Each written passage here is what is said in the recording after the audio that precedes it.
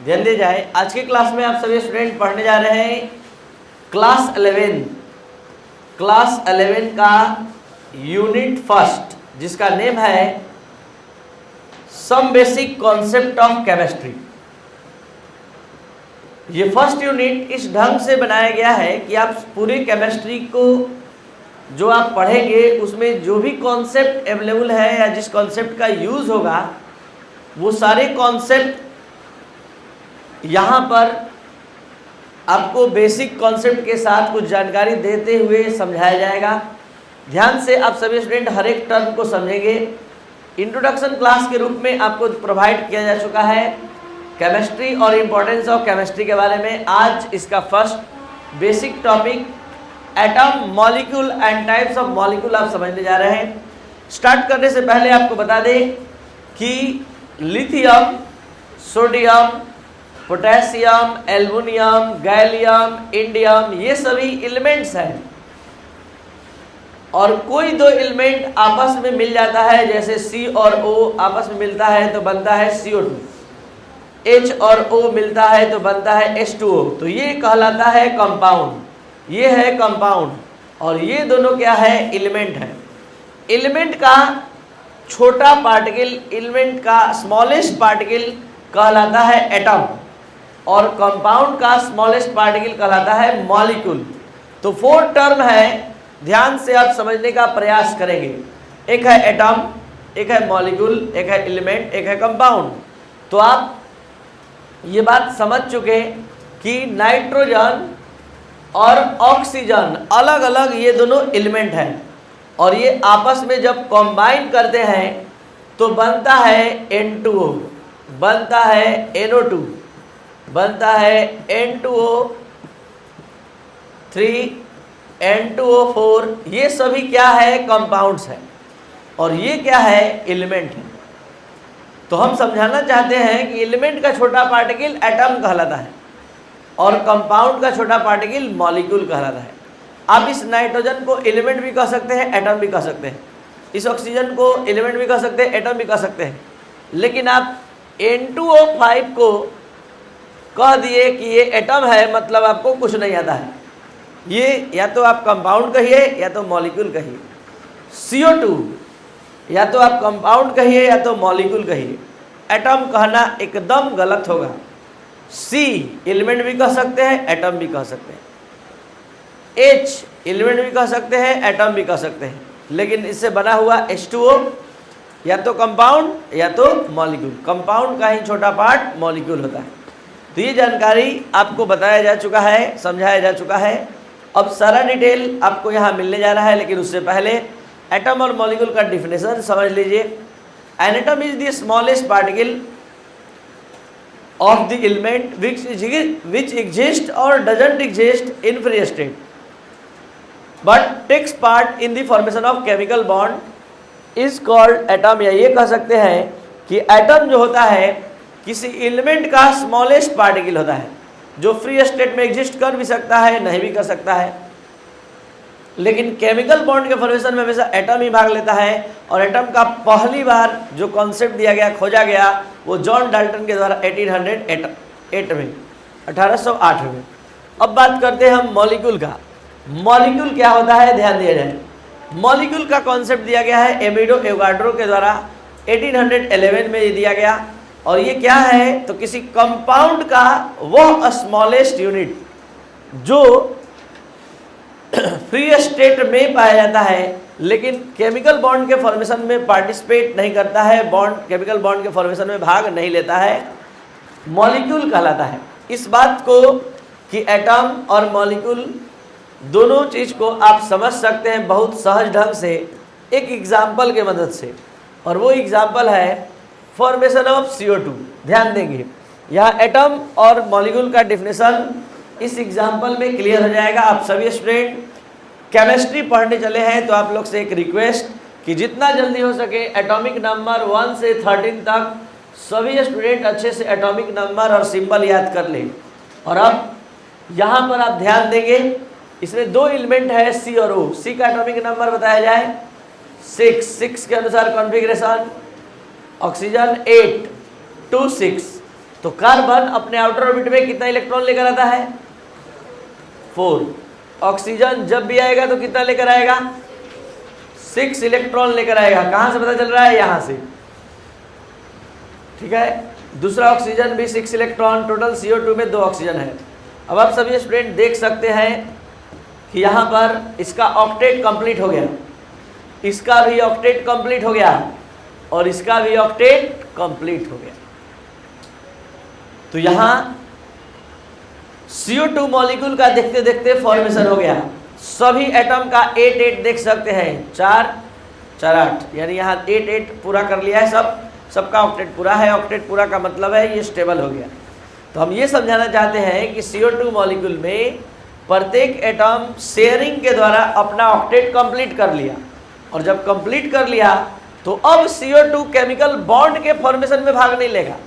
ये एक मॉलिक्यूल है और इस मॉलिक्यूल में जो भी एटम है वो फुल्ली सेटिस्फाइड हो चुके हैं, अपना ऑक्टेट पूरा कर चुके हैं। तो ये अब मतलब केमिकल बॉन्ड का फॉर्मेशन नहीं करेंगे। तो इसीलिए कहा गया है कि molecule is the smallest particle of the compound और substance which doesn't form the chemical bond. Chemical bond का फॉर्मेशन नहीं करता है।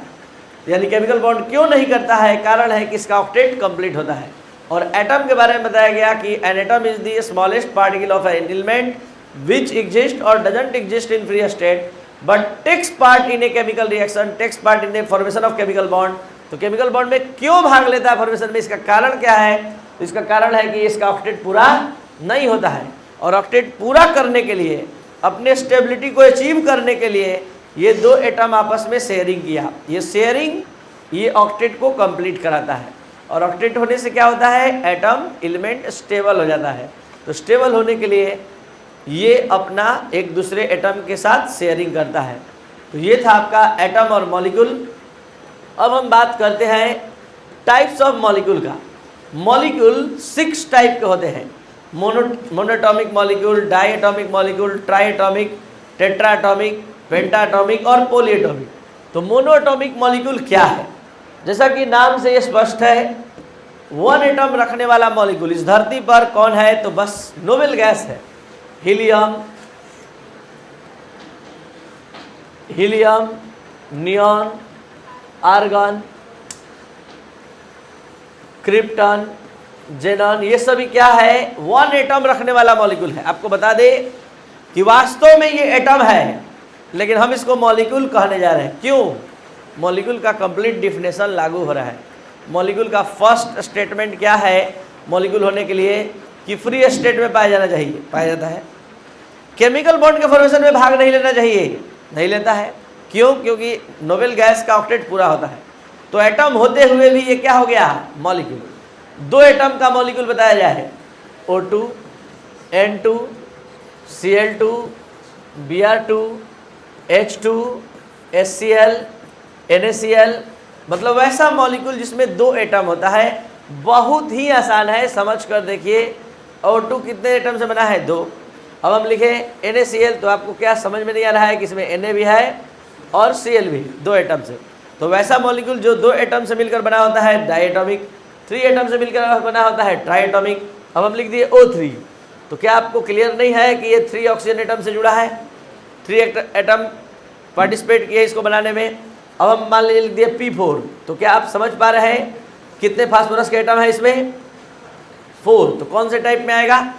टेट्राएटॉमिक। अगर हम लिख दिए S8 तो कितना? 8 सल्फर एटम है, तो किस में आएगा? Polyatomic molecule. तो यहाँ पर आप सभी स्टूडेंट को समझना चाहिए कि वैसे मॉलिक्यूल जिसमें 1 एटम होता है, 1 एटम होता है मोनोटॉमिक, 2 एटम होता है डाइएटॉमिक, 3 एटम होता है ट्राइएटॉमिक, 4 एटम होता है टेट्राएटॉमिक, 5 होता है पेंटाएटॉमिक, और such type of molecule which contain more than 5 atoms. तो more than 5 atom are called polyatomic. अगर आपको ये अच्छे से समझ में आया सारा कुछ, तो आप एक बार इसको भी देख लें। मोनोटॉमिक का ये सारा एग्जाम्पल है। ये डाइएटॉमिक सबको चेक कर सकते हैं, ठीक है। ट्राइएटॉमिक में ये एग्जाम्पल है O3 CH2, MgCl2, H2O, CO2, SO2।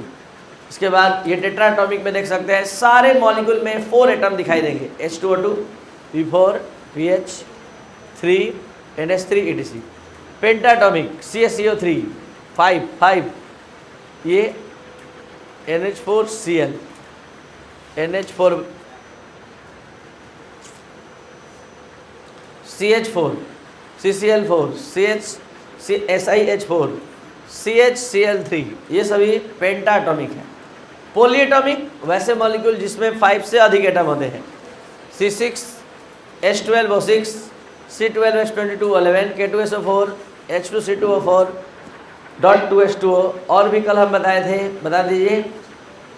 K2SO4 L2SO4 का होल थ्राइस 24H2O और एक और बताए थे क्लोरोफिल का S72O5 N4Mg। तो ये था आपका आज का क्लास जिसमें आप टाइप्स ऑफ मॉलिक्यूल के बारे में समझे। अगर आपको अच्छे समझ में आए तो कुछ ऑब्जेक्टिव क्वेश्चन का जवाब दिया जाए। फर्स्ट ऑब्जेक्टिव क्वेश्चन, पहला ऑब्जेक्टिव क्वेश्चन है which of the following molecule is tetratomic. Tetratomic कौन सा है? ऑप्शन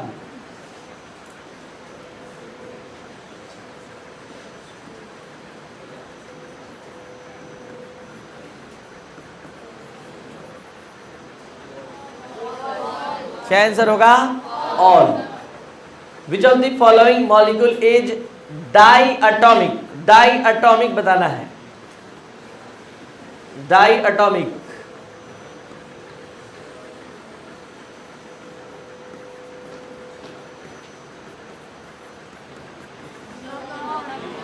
क्या होगा आंसर? नन। नन जवाब देने का मतलब आप लोग अच्छे से समझ रहे हैं कि ये ट्राईएटॉमिक है, ये पेंटाटॉमिक है और ये पॉलीएटॉमिक है, कोई ट्राईएटॉमिक नहीं है। तो ये था आपका atom, molecule and types of molecule का क्लास। अगर आपको ये वीडियो लेक्चर अच्छा लगा तो आप शेयर और सब्सक्राइब करें।